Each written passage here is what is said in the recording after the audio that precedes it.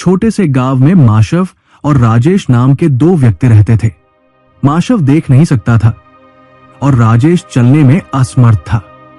दोनों अपनी अपनी कमजोरियों के कारण एक दूसरे पर निर्भर हो सकते थे, लेकिन ऐसा नहीं था। उनके बीच गहरी दुश्मनी थी। माशव अक्सर राजेश की कमजोरियों का मजाक उड़ाता था और राजेश भी किसी न किसी बहाने माशव पर ताने कसता रहता। दोनों एक दूसरे को नफरत की नजर से देखते थे। एक दिन गांव में अचानक भयानक आग लग गई। आग इतनी तेजी से फैली कि पूरे गांव में अफरातफरी मच गई। लोग अपने घर छोड़कर अपनी जान बचाने के लिए भागने लगे। माशव और राजेश भी इस आग की चपेट में आ गए। माशव अपनी दृष्टिहीनता के कारण दिशाओं का अंदाजा नहीं लगा पा रहा था। वो बस इधर उधर हाथ फैलाकर मदद मांगने की कोशिश कर रहा था। दूसरी तरफ राजेश अपनी अपंगता के कारण अपनी जगह से हिल भी नहीं पा रहा था। दोनों मदद के लिए चिल्ला रहे थे, हमें बचा लो, हमारी मदद करो। लेकिन गांव वाले अपनी जान बचाने में लगे थे। किसी के पास समय नहीं था कि वे इनकी मदद करें।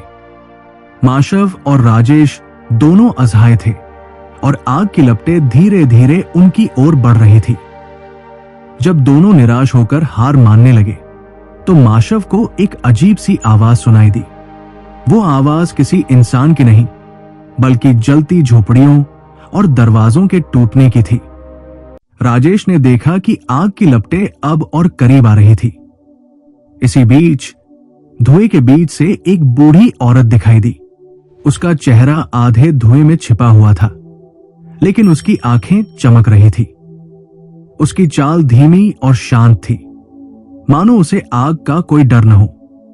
राजेश ने हड़बड़ाते हुए कहा, मां, मुझे बचा लो, मैं चल नहीं सकता। माशव ने भी गिड़गिड़ाते हुए कहा, मुझे भी बचा लो माताजी, मैं देख नहीं सकता। वृद्धा ने दोनों को ध्यान से देखा और मुस्कुराते हुए बोली, तुम दोनों अपनी जान बचा सकते हो, लेकिन इसके लिए तुम्हें एक दूसरे की मदद करनी होगी। माशव ने गुस्से में कहा, मैं इसे अपनी मदद करने नहीं दूंगा। राजेश ने भी ताने भरे स्वर में कहा, मैं इसके साथ कुछ नहीं कर सकता। वृद्धा ने गहरी आवाज में कहा, अगर तुम दोनों ने एक दूसरे की मदद नहीं की तो ये आग तुम्हें जिंदा निगल जाएगी। सोच लो, या तो अपनी दुश्मनी भूलकर साथ आओ या इसी आग में जलकर राख हो जाओ। वृद्धा ने सुझाव दिया, राजेश, अगर तुम माशव के कंधे पर बैठ जाओ तो वो अपनी ताकत से तुम्हें यहां से बाहर ले जाएगा, और माशव, अगर तुम राजेश को अपने कंधे पर बैठा लो तो वो तुम्हें सही रास्ता दिखा सकता है। यही एकमात्र तरीका है। दोनों असमंजस में थे। माशव को राजेश पर भरोसा नहीं था और राजेश को माशव के साथ काम करने में हिचकिचाहट हो रही थी। लेकिन आग की लपटें अब और करीब आ चुकी थी। वृद्धा ने चेतावनी दी, समय खत्म हो रहा है, अगर तुमने मेरी बात नहीं मानी तो तुम दोनों खत्म हो जाओगे। आखिरकार राजेश ने माशव के कंधे पर बैठने का फैसला किया। माशव ने उसे अपने कंधे पर उठाया और धीरे धीरे दौड़ना शुरू किया। राजेश ऊपर से आग की दिशा और रास्ते को देखता रहा और माशव को निर्देश देता रहा। आग की लपटें उनके पीछे थी। माशव का शरीर थक चुका था और राजेश को डर था कि अगर माशव गिर गया तो वे दोनों खत्म हो जाएंगे। लेकिन दोनों ने हार नहीं मानी। जब वे गांव से बाहर निकलने के करीब थे तो माशव ने पूछा, राजेश, वो बूढ़ी औरत कौन थी? मुझे उसकी आवाज में कुछ अलग लगा।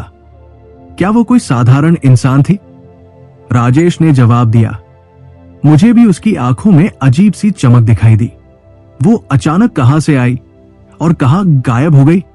क्या वो हमें बचाने आई थी या ये सब हमारा भ्रम था?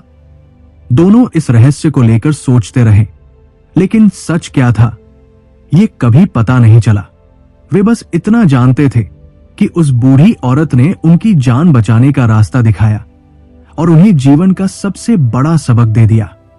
इस घटना ने माशव और राजेश के बीच की दुश्मनी को खत्म कर दिया। उन्होंने समझा कि जब हम अपनी कमजोरियों को भूलकर एक दूसरे की मदद करते हैं तो असंभव को भी संभव बना सकते हैं। एकता में शक्ति है।